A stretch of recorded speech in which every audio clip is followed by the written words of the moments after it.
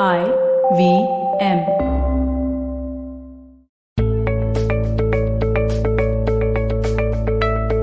Hey guys, welcome to the Positively Unlimited podcast. You're currently tuned into the A to Z of work-life balance. Yes, that's what this podcast is all about. I pick certain topics, certain subjects, and I do a whole A to Z series on it. Well, we're on the letter W. And the phrase for today is work hard, work smart. And the phrase for today is work hard and work smart. See, the thing is that we've been made to believe that anybody who works hard will succeed. And it is true that hard work will take you a long way, but sometimes even all your hard work needs a little bit of boost, a little bit of help to make that final leap towards the finish line. Now, let me redefine working hard before I dive into working smart. A lot of us have come to believe that working hard means putting in the hours, which means working 18 hours a day, 6 days a week, giving up your weekends, giving up your holidays, slogging it out, hustling. Well, that couldn't be far from the truth. Working hard means using your time efficiently and using your potential to its fullest. Sometimes hard work is about doing the things that we don't want to do simply because we know they have to be done. Sometimes it's about going through the motions, completing the repetitions, showing up every day to do the same thing and just following a routine. And sometimes it is about being creative and taking your idea and turning it into reality, which means doing whatever it takes. Now, hard work often is a space of physical energy, right? Being present and doing one task after another task and working for an X number of hours, making sure that you're using your time efficiently. I mean, all of this is very logical and very tangible, okay? That's what hard work is about. It is about putting in the work. Don't confuse it for putting in the hours and overwork yourself, right? Overtime is not hard work. That's foolish work. That's inefficient work, or that's work without boundaries. But I'm going to jump to working smart. Well, if you want to understand a little bit more about time management, go back to episode 196, because that's where I spoke of it. Also, listen to episode number 191, where I spoke about overtime. And for those of y'all who are wondering why you are putting in so much work, is this job even your calling? What is your life purpose? Go back to episode 151. Listen to that series of A to Z, because that was all about finding your life purpose. However, moving on to the second part of today's topic, which is working smart.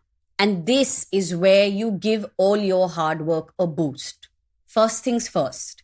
If you have accomplished something, if you have done a task, please stand up and take the credit for it. There is no need to shy away. Go back to the episode called Visibility, and you'll understand what I'm talking about. Secondly, a lot of times working smart is not about your ego. It is about getting the job done. It isn't about whether you can do it better or somebody else can do it better. It often is about getting work done from others.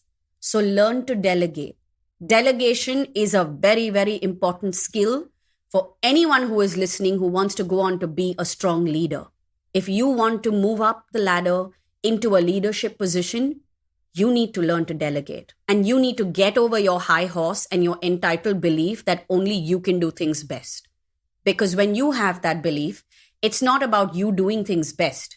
It's about you being lazy or being averse to dealing with other people's mistakes, about cleaning up after somebody else, or suffering for somebody else doing something incorrectly.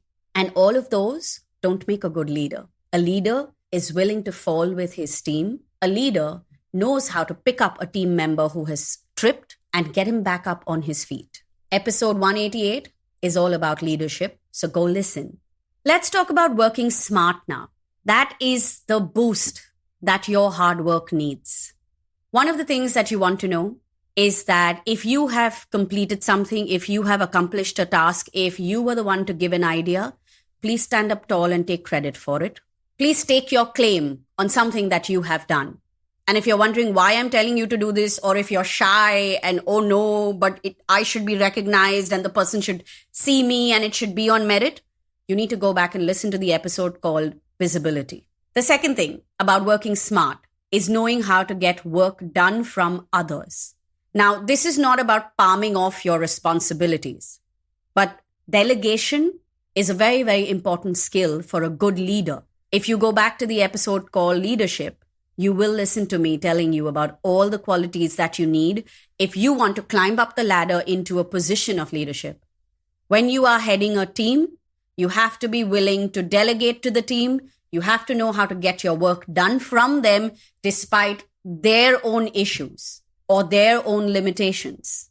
Working smart is also about understanding how to allocate your own resources and your own energy. You need to recognize which task requires you the most. You need to recognize where can you do your best and shine the most. So yes, you want to work hard, but you also want to do it intelligently. Being the boss's pet or being the hardworking ant, the one who gets into work first and is the last to leave, does not guarantee you that promotion or that hike or that climb up the ladder. But working smart, working efficiently, being an efficient resource who can be relied on for their creativity, for their ideas, for being solution-oriented, for stepping up, all of these are qualities that can get you to where you want to go. And all of these qualities are aspects of working smart. Learn to network, learn to build a rapport, learn to understand your boss's patterns and work around them as well as with them. Learn to understand your boss and his or her boss's language. Learn to understand the difference between your personal goals and the company's goals and the potential that you have to bridge those two. Working smart involves being seen, it involves showing up, it involves presence, and it involves dropping all your limiting beliefs of I'm shy, or that things should come to me by merit, or that, I will seem like a manipulative person, I can't play office politics. It requires you to drop all those limiting beliefs and really stand up in your most authentic self. Now understand this. When I'm asking you to work smart, I'm not asking you to manipulate anybody or play any politics.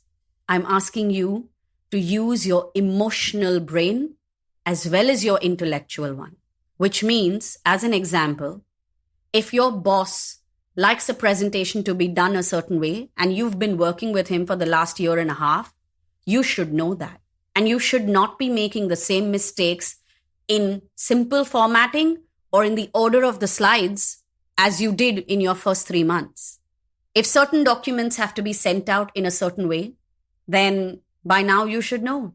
If you start recognizing the language of your peers as well as the language of your leaders, you can start preempting what is required, and you will be one of the most proactive members on that team. But that requires you to observe, to note the patterns, and to show up with your skills and your talents unapologetically.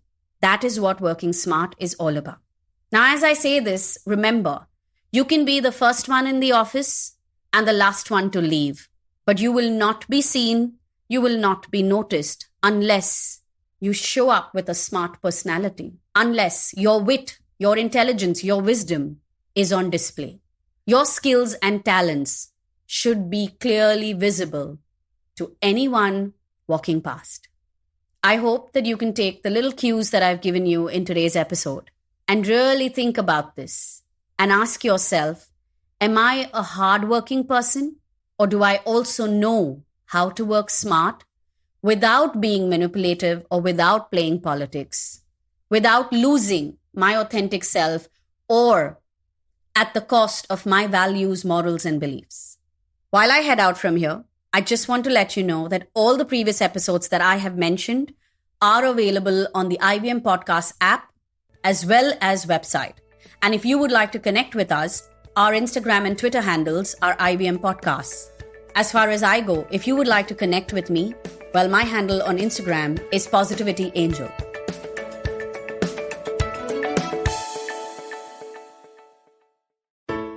I hope you enjoyed that show. If you aren't following us on social media, please do. We're IVM Podcasts on Twitter, Facebook, and Instagram.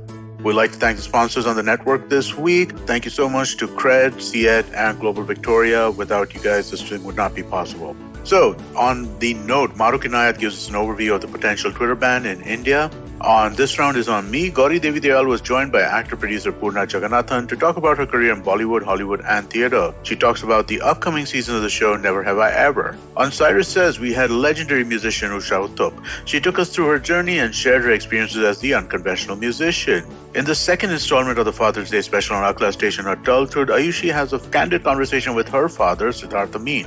On the Global Victoria Tech Talks podcast, we showcase some compelling new tech stories coming out of Melbourne. Whether it's from the buzzing gaming industry or the robust edtech sector, Victoria is increasingly becoming a hub of emerging technology. And we talk to some thought leaders and industry legends about the same. Catch all the action from the World Test Championship on the Edges and Sledges podcast. For our Hindi listeners, we have Khel Niti, which goes live on YouTube every morning. And with that, I hope to see you again next week.